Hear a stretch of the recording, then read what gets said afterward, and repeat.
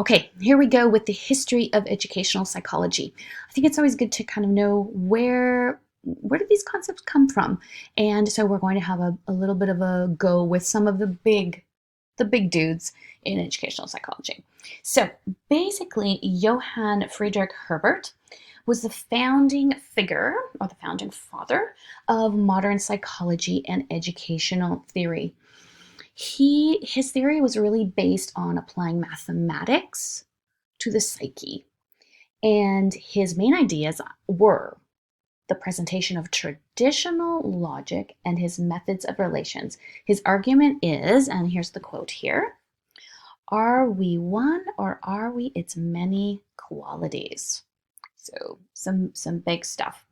So basically, his ideas were foundational for logical progression of learning. So he was very much that we are logical beings, and thus learning should be a logical progression.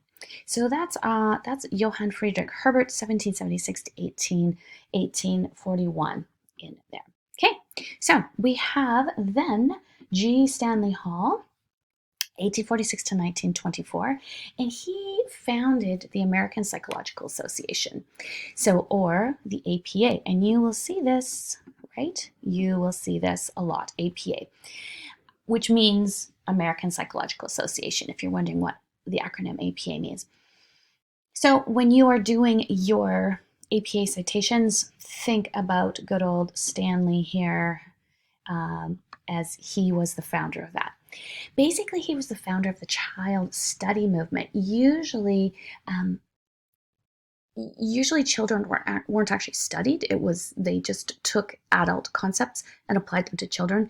But he really started the idea that we need to be actually studying children to find out how children learn. And he got data from teachers, he got data from children, because his teacher mother had done that. His teacher mother had taken research from her students and then built her practice upon that. His work was done, he was a teacher himself, and his work was done in the field and not in the lab. So it was done actually out in classrooms.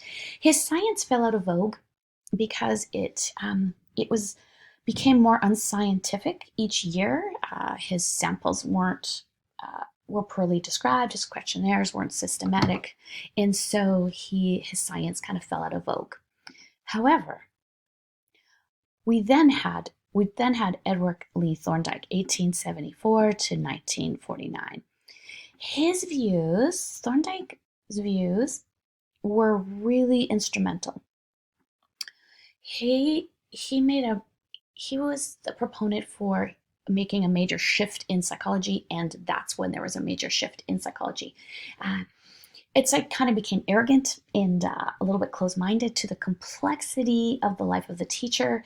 And what happened was he became disdainful of school practice and using school practice as research. He believed wholeheartedly in science.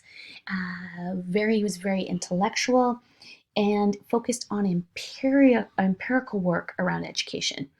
So he noted that schools were complex sites, but ignored the difficulty inherent in applying empirical results to kind of a messy situation, which is school. If you had to give him a category, he's definitely a behaviorist, which he's one of the gurus of behaviorism, stimulus response, basically the assumption that learning is the result of associations between stimuli and response. And he was one of the first theorists to talk about operant conditioning, which involves learning from the consequences of our behavior. So Skinner wasn't actually the first, when we get into Skinner, wasn't the first psychologist to study learning. So Thorndike was the precursor to Skinner, Pavlov, and Bandura, who you will inevitably hear about. And my example of operant conditioning is years ago, there used to be a speed bump out in front of the instructor parking lot, and I would slow down for the speed bump. And then last year they took it out, and I still slow down for the speed bump. even though the speed bump is gone. So I learned through behavior to do something because I didn't want to wreck my car going over the speed bump. Okay, so that is Thorndike. So keep Thorndike in mind as a definite behaviorist, definitely really scientific fellow. Then we have good old John Dewey. John Dewey, 1859 to 1952. He was very, if you were going to give him a category, you would give him a progressive education title. His view of education that emphasized the need to learn to do by doing. And I know that a lot of you said you were in 4-H. That is the motto of the 4-H movement, is learn to do by doing. And it's very much John Dewey's motto as well. He was a pragmatist. He believed that the reality must be experienced, and that interaction between students, teachers, environment was crucial not only for learning, but for studying about learning.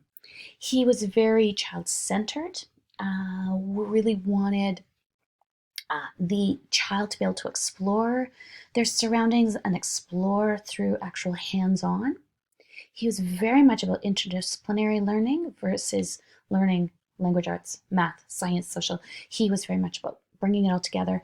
And he really believed that the role of the teacher was facilitator and mentor versus sort of dictator in there.